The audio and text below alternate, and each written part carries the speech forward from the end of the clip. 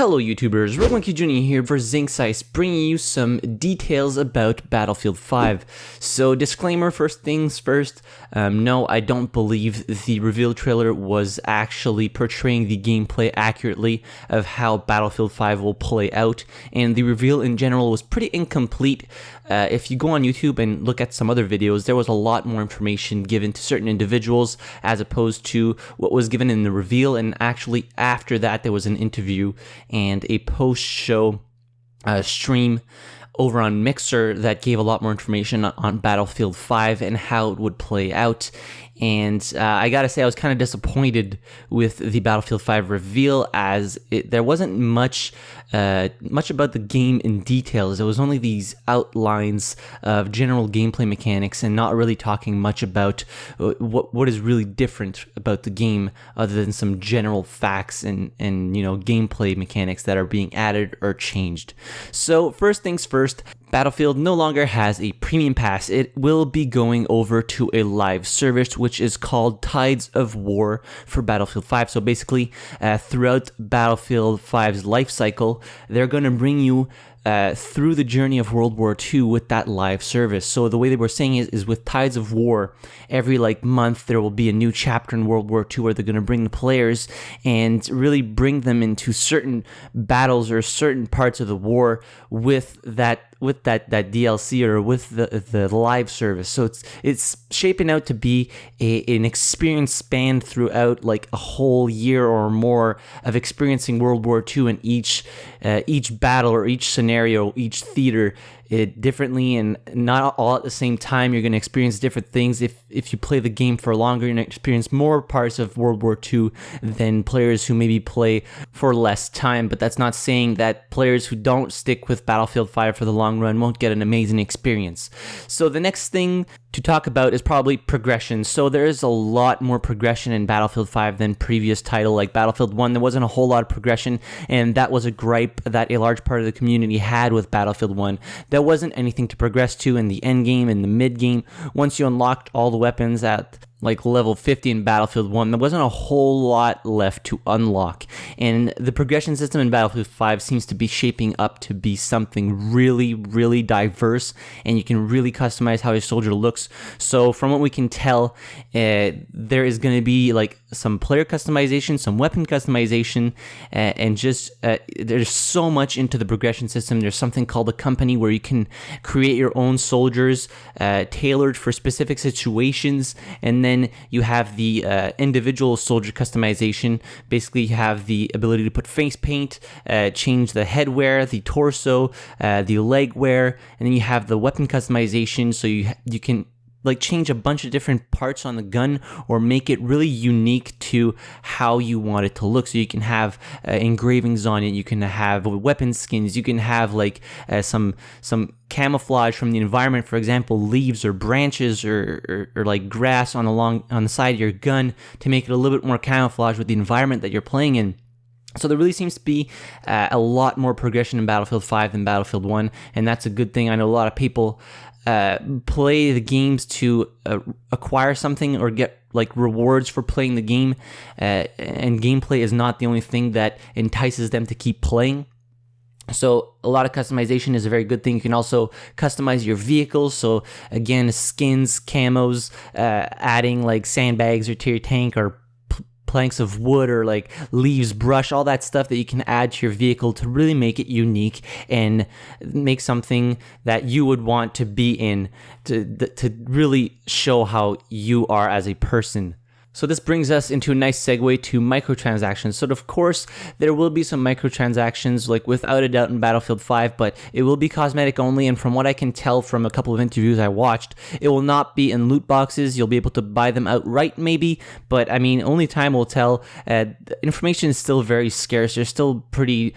They tied everything down, and they're not releasing much more than what they actually wanted to release. So, I mean, time will tell what microtransactions will be, but do expect them to be in the game. I mean, after all, they are business. They do want to make money, and they are going to probably fund the Tides of War live service with the microtransactions.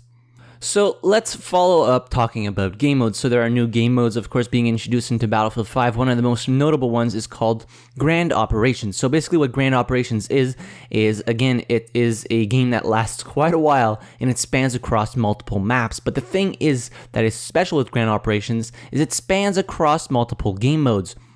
So, for example, the first one might be like your classic style operations map that you have to push through different sectors in order to win that specific map if you're playing attackers. And then the next one might be a different game mode, Breakthrough, which we're talking about. Didn't release a whole lot of information on what Breakthrough is as a game mode, but the second map might be a different game mode. And in a Grand Operations, you're always going to play the equivalent of 3 days. So 3 different maps minimum, no matter if you win the first map or lose the first map, you're going to play those 3 maps for sure. And after the third day or third map, if it still comes to a standstill or something like that, you're going to go into a fourth day, which is called Final Stand, which makes it so that resources are very scarce. That really, it is how the name portrays it. It is a final stand, a last epic battle between the two teams, and like the one team that gets the last player standing would actually win that specific day and thus win the Grand Operations. There's probably a lot more details that we haven't gone into or haven't gotten about Grand Operations, but it's shaping up to be something that is a unique experience and that that really is diverse. So maybe you don't like a classic operation push the sector game mode, but the next map is Breakthrough. That's amazing. You're gonna get, so you can play Grand Operations and not be stuck with the always push the sector thing. You're gonna play different game modes, and as the tide of war progresses, as the live service progresses, they are going to change what a Grand Operations is, so that maybe it's gonna be different battle altogether. So at the beginning we're talking about the fall of Europe, but then it might be the invasion of some other country. I'm not too much of a history buff, but they were saying that the Grand Operations is going to change throughout the tide of war, so throughout the live service, and that offers so many different experiences to the players that keep playing throughout the year, and I think it's going to shape up to be quite an awesome game mode, to say the least. So next, let's talk about gunplay mechanics. So the gunplay mechanics are being overhauled quite a bit. There's no more random bullet deviation. The recoil patterns are going to be predictable, so you're going to be able to learn recoil patterns on weapons to master them as much as you can and really use them to your advantage, as opposed to having this random recoil pattern like in Battlefield 1. Suppression seems to have been overhauled. There's no more like suppression that affects bullet deviation and stuff like that.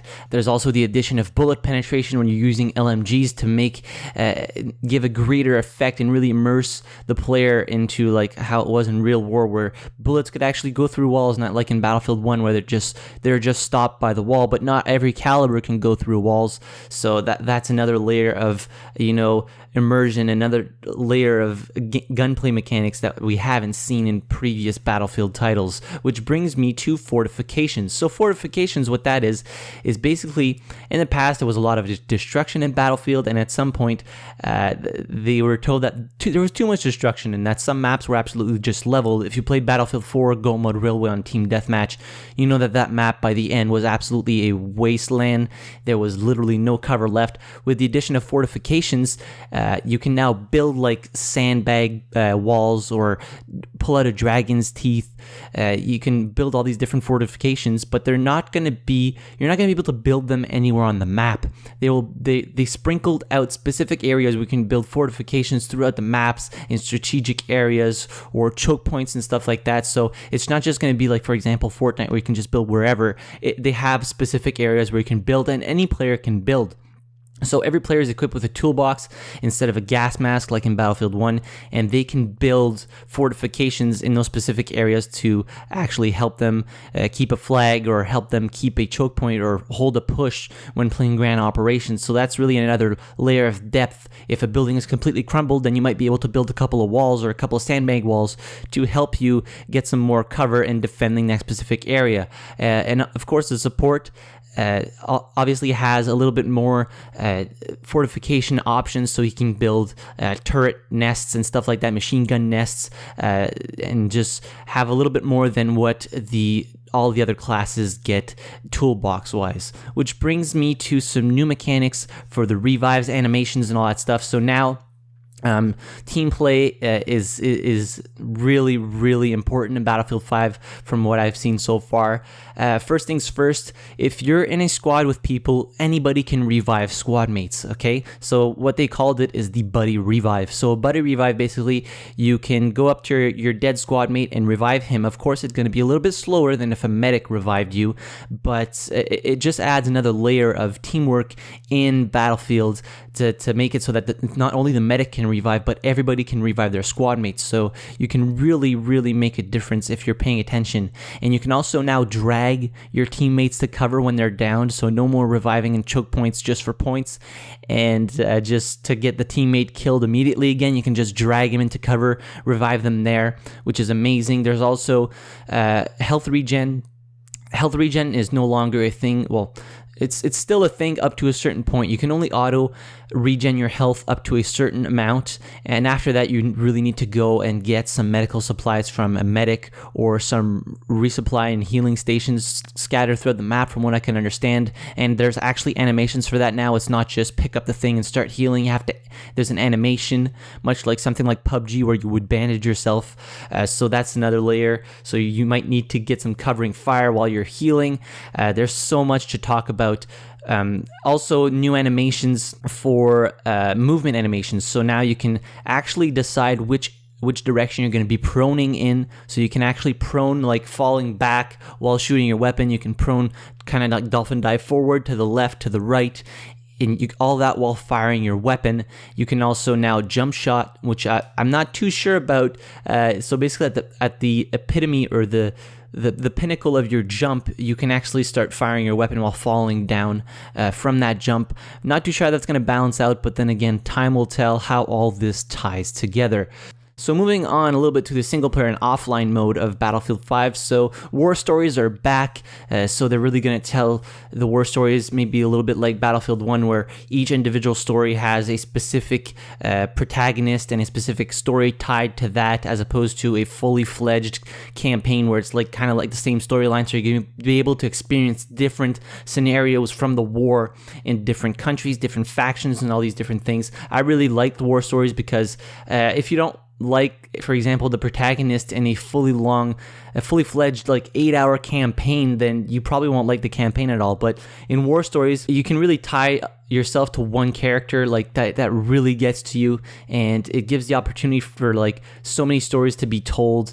It's just a great way of telling a single player campaign and giving that single player campaign, which brings me to co-op. Yes, co-op is back in Battlefield 5. Last time we saw co-op was in Battlefield 3. I really like co-op game modes and co-op games. There's not a lot out there anymore that offer co-op, but how they were telling it in Battlefield 5 is basically going with a couple of friends on a mission, and then you go in this mission and you have a bunch of objectives to do. But if you feel at some point like you can't get that final objective because you're too low on resources, everybody's damaged, you have no more bullets, you're out of everything, out of supplies, you can decide to extract in the middle of the mission and still get those rewards for completing, like, let's say 80% of that specific cooperative mission, which is great. And if you complete it till the end and you really pull through, you get even rewarded further. So it seems like it's going to be a much better reward system than, for example, Battlefield 3's cooperative mission. Not that those missions weren't good. I really, really like them, but it seems like they're really, bringing the bar even higher for Battlefield 5 cooperative. So wrapping this up real quick, I don't think the trailer portrayed how Battlefield 5 will play as a game. We haven't seen a multiplayer gameplay trailer yet, or gameplay reveal, and I think everybody should just wait till we see a multiplayer gameplay trailer and reveal before getting on their high horse and saying the game's garbage. I know it's not the most historical accurate game out there, and if you want to play historical accurate games, there are some out there, but Battlefield just isn't that, and I know that makes some history buffs a little bit riled up for that specific matter. But I mean, at the end of the day, it's a game and it needs to be fun.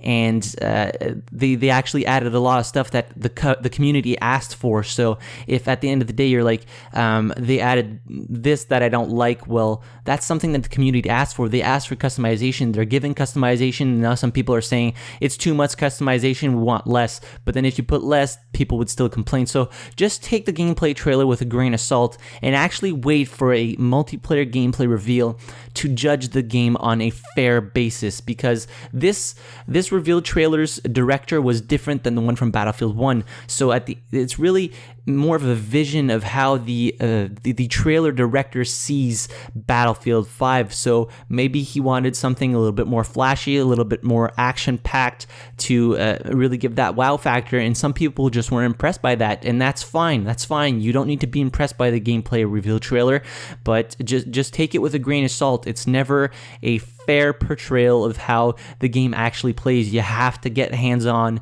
with the game to actually judge it fairly.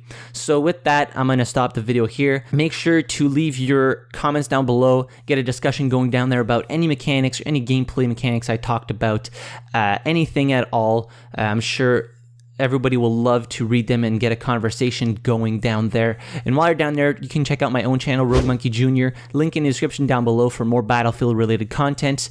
Once again, I've been your host for Zinksice. Subscribe to them if you haven't already. And as always, thank you very much for watching. I really appreciate it. And I'll see you guys in the next video. Have a good one.